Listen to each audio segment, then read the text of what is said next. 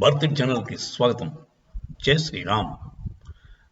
హిమాచల్ ప్రదేశ్లో కాంగ్రెస్ ప్రస్తుతం రూలింగ్ అండి. కాకపోతే బీజేపీ అపోజిషన్లో ఉంది. వాటిద్దరికి ఓట్ షేర్ 22 ఎలక్షన్స్లో ఓట్ షేర్ 0.9% డిఫరెన్స్ అండి. అంటే 1% కంటే తక్కువ డిఫరెన్స్లో కాంగ్రెస్ వాళ్ళు గెలిచారు. 68 మొత్తం ఎమ్మెల్యే సీట్స్ ఉన్నాయి ఆ రాష్ట్రానికి, హిమాచల్ ప్రదేశ్కి. దాంట్లో 40 కాంగ్రెస్కి వచ్చాయి, 25 ఏమో బీజేపీకి వచ్చాయి, 3 ఇండిపెండెన్స్ ఉన్నాయి.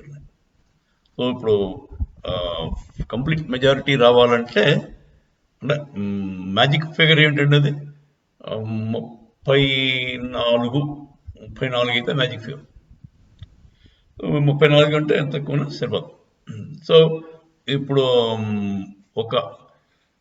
ప్రస్తుతం సిచ్యుయేషన్ ఏంటంటే అక్కడ విక్రమాదిత్య సింగ్ అని ఒకతను కాంగ్రెస్ ఎమ్మెల్యే.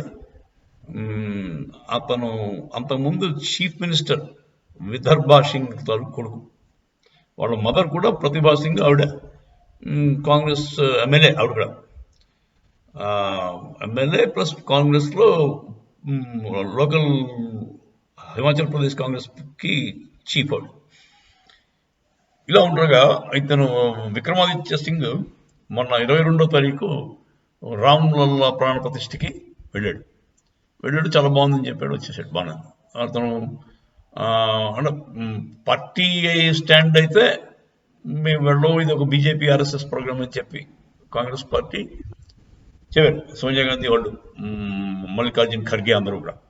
కాకపోతే ఇతను ఏంటంటే వాళ్ళు మిగతా వాళ్ళు ఎవరు ఇష్టం వచ్చిన వాళ్ళు వెళ్ళొచ్చు, అది ఎవరి పర్సనల్ రిలీజియస్ బిలీఫ్ వాళ్ళది, అంతేగాని ఇది పొలిటికల్ కాదు అని చెప్పి అన్నారు అని చెప్పి ఇతను అంటాడు.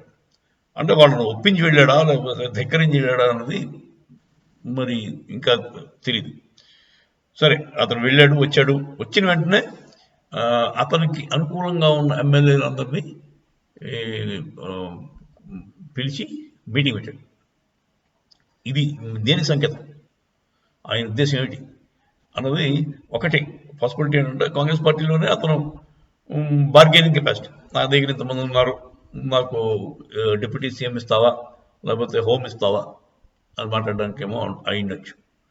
ఇంకోటి, కొంతమందిని 10 మందిని స్ప్లిట్ చేసి పార్టీ నుంచి బయటకు వచ్చి సొంతంగా పార్టీ పెట్టి బీజేపీ సపోర్ట్ పెట్టుకుని కొత్త గవర్నమెంట్ ఫామ్ చేయడానికి అవకాశం. 2 పాసిబిలిటీస్ ఉన్నాయి. మరి అతని ఉద్దేశం ఏంటో మనకు వెరీ సూన్ అందరికీ తెలిసిపోతుంది. జై శ్రీరామ్.